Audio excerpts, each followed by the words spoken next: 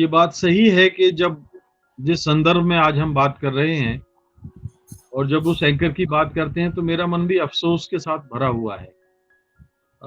जैसे कि राहुल जी ने एक बहुत अच्छी बात कही कि अ, वो किसी को निकालते नहीं हैं और दरअसल उस दौर में निकालने की कोई बहुत परंपरा भी नहीं थी और जी। अपने-अपने ढंग से हम पत्रकारों को नए पत्रकारों को ट्रेंड करते थे। तो मुझे ये बताना होगा कि जिस स्कूल में मतलब जिस चैनल को हमने सीएनईबी को शुरू किया था, तो उसमें इसका अमन चोपड़ा उसके छात्र थे उस लेकिन तब जैसे कि अन्य छात्रों को हमने ट्रेंड किया और जो अपना सर्वश्रेष्ठ दे सके, जो हम लोगों ने राजेंद्र माथुर, प्रभाष जोशी, रघुवीर सहाय, डॉक्टर धर्मवीर भारती या एसपी सिंह जैसे लोगों से सीखा। तो हम जो दे सके वो दे पाए मैं नहीं जानता, लेकिन अगर मुझे कभी-कभी लगता है कि ये जो आज हम जो देख रहे हैं और जिस तरह की भाषा और जो उदाहरण राहुल जी ने जो अपनी टिप्पणी की, मैंने भी फिर उस टिप्पणी को अपने फ़ेसबुक पे शेयर किया था। अ, सचमुच में मन बहुत ग्लानि से भी भरा हुआ है। क्या हमारी शिक्षा में कोई दोष था? हम उसको ट्रेंड नहीं कर पाए और या ये जो मौजूदा परिवेश है, मौजूदा जो माहौल है, वो कुछ इस तरह का हो गया है, जिसमें ये बच्चे या नए लोग कुछ इस तरह से भ्रमित हो गए हैं कि जो पत्रकारिता है नहीं, उसको पत्रकारिता समझ बैठे हैं।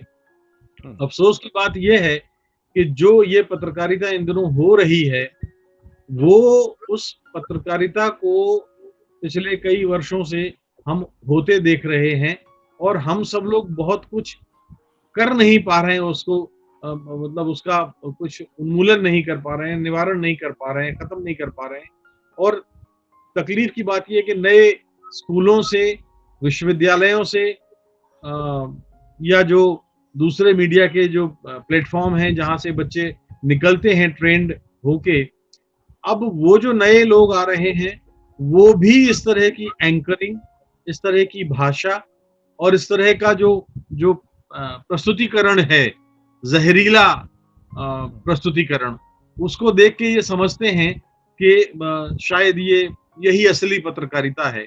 मैं हुँ। पिछले साल दिल्ली में एक साहित्यिक जलसा हुआ था, तो मैं उसमें देख रहा था कि जो इसी एंकर के समकक्ष और उसी पीढ़ी के और साथ के जो लोग थे, वो वहाँ उनकी एक सेलिब्रिटी वाली जो स्टेज थी और भीड़ उनके पीछे चल रही थी।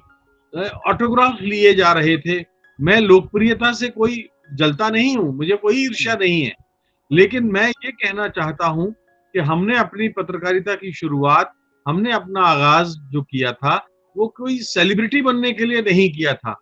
जी। दिक्कत की बात ये है कि आज जो एंकर हैं, वो देखते हैं कि कितने हिट्स आ रहे हैं, कितने लाइक्स आ रहे हैं, यूट्यूब पर कितनी व्यूअरशिप हो गई है, उससे हुँ, चैनल को रेवेन्यू कितना मिल रहा है और भी हुँ, पर्दे के पीछे की तमाम सारी स्थितियाँ हैं, जो हुँ, अ, उनके कंधे पर रखकर बंदूक चलाते हैं और हुँ, बहुत सारी बातें वो एंकर अपने दर्शकों तक जो परोसते हैं, वो हुँ। बहुत खतरनाक है और ये बिल्कुल। चीज़ कैसे बंद हो, ये इस पे आपका जो आपने विमर्श की शुरुआत की है, मैं तो लगातार मिस्टर मीडिया नाम से एक कॉलम 4 साल में से लिख जी, रहा हूँ 5 साल से जी। और उसमें कम से कम मेरा ख़्याल है कि 70 से 80 बार तो मैंने इस मुद्दे को उठाया है, कि ये इस बिल्कुल। पर बंद करना चाहिए। लेकिन हुँ, अब कैसे बंद हो? अगर कोई ऐसा नहीं है कि उस स्कूल के जो बच्चे निकले थे तो एक एंकर ही ऐसा था। हुँ, कुछ और भी इस तरह के हैं, हुँ, लेकिन उसी बैच में हुँ, 2-1 लोग ऐसे भी थे, जो हुँ, हमें आज अक्सर मिलते हैं और हुँ, उन्होंने संघर्ष किया है और हुँ, जो एक ऐसी आइडियोलॉजी के साथ विकसित हुए हैं, जो इस हुँ, देश की संस्कृति के साथ जुड़ती है, तो हुँ। मुझे उनको देख के खुशी भी होती है।